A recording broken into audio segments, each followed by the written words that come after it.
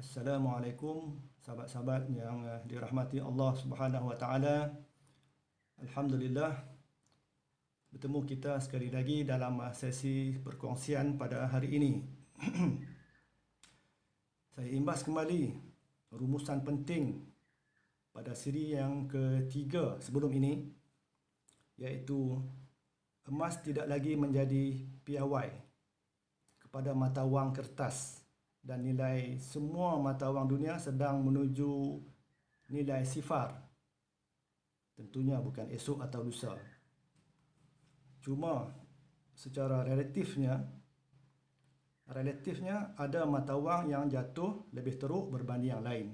Ini berlaku kerana ada unsur manipulasi terhadap mata wang kertas ciptaan manusia ini. Oleh siapa?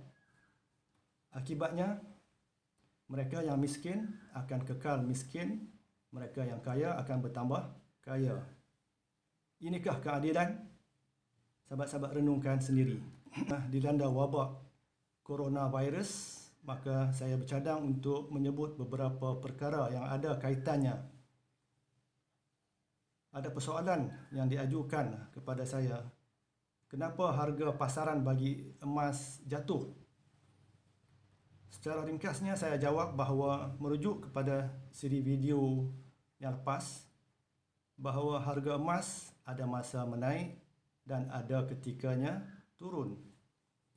Tidak disebut bahawa harga emas sentiasa menaik sepanjang masa tanpa turun-turun. Sila rujuk kembali harga emas yang bertempoh 50 tahun yang dipaparkan di siri yang pertama. Hakikatnya, untuk jangka masa yang panjang, 50 tahun, 60 tahun contohnya, harga emas telah menunjukkan tren menaik. Dalam tempoh tersebut juga, nilai emas telah jatuh selama beberapa tahun diikuti dengan kenaikan. Jatuh lagi beberapa tahun, naik semula dan seterusnya. Proses naik turun ini berlaku secara berterusan.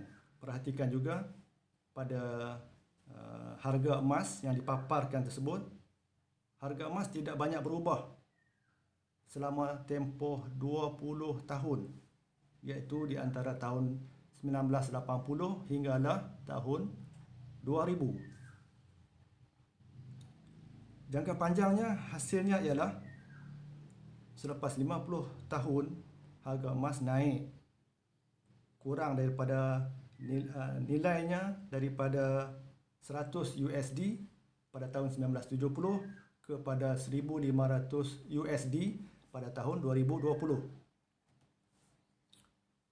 Itu untuk jangka panjang. Baik, untuk jangka pendek, dalam tempoh 3 bulan pula, sila rujuk kepada rajah yang dipaparkan. Harga emas jatuh daripada nilai 1,600 USD ke hampir 1,500 USD minggu lepas. Dan kita dapati bahawa emas mulai jatuh dengan banyaknya pada hari Isnin 9 Mac 2020. Perkara ini berlaku selepas Presiden Trump mengumumkan pakej rangsangan ekonomi lebih 1 trilion USD, angka yang terbesar dalam sejarah Amerika Syarikat.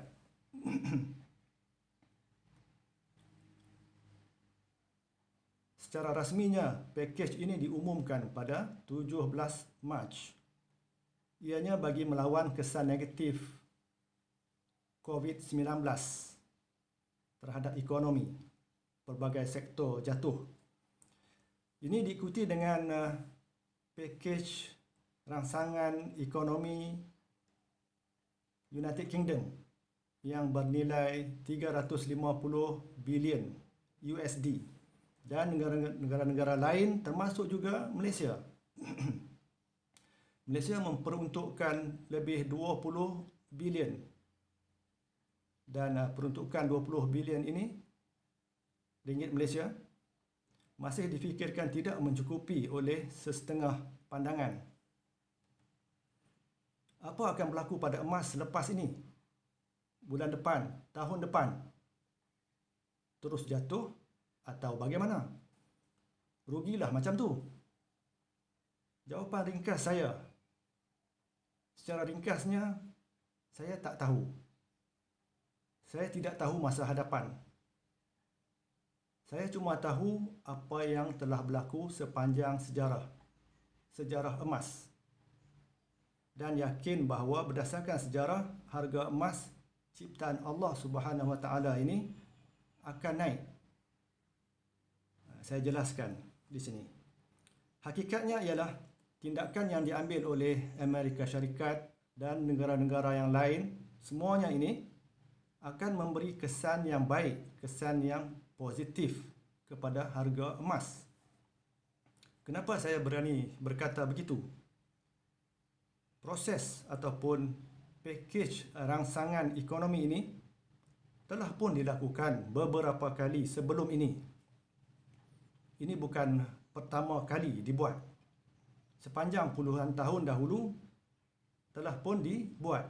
Dan kesan jangka panjangnya ialah harga emas naik selepas jatuh untuk beberapa ketika. Inilah antara asas yang saya pegang. Sebelum ini, Amerika Syarikat telah melaksanakan proses rangsangan ekonomi, apa yang disebut sebagai QE, Quantitative Easing, semasa berlakunya kemelesetan pada tahun 2008. Sila rujuk rajah yang dipaparkan. Cuba lihat label QE1. Sebenarnya ada beberapa siri QE. QE1, QE2, QE3. Boleh dilihat pada rajah yang dipaparkan bahawa harga emas jatuh sedikit untuk beberapa ketika. Kemudian naik semula sehinggalah mencecah 1,800 USD dari paras terendah ketika tersebut 700 USD. QE ini bernilai 850 bilion USD pada tahun 2008. Setiap kali ada rangsangan ekonomi, emas dapat manfaatnya. Setiap kali diulang proses yang sama ini, emas naik melonjak selepas turun seketika. Jadi jangka panjangnya ada kesan positif terhadap emas. Sebagai penutup, insya-Allah sahabat-sahabat, di sesi perkongsian yang akan datang, saya akan bincangkan isu berkaitan pelaburan emas dan bentuk fizikal emas yang betul untuk tujuan pelaburan. Nantikan sesi berikutnya. Assalamualaikum warahmatullahi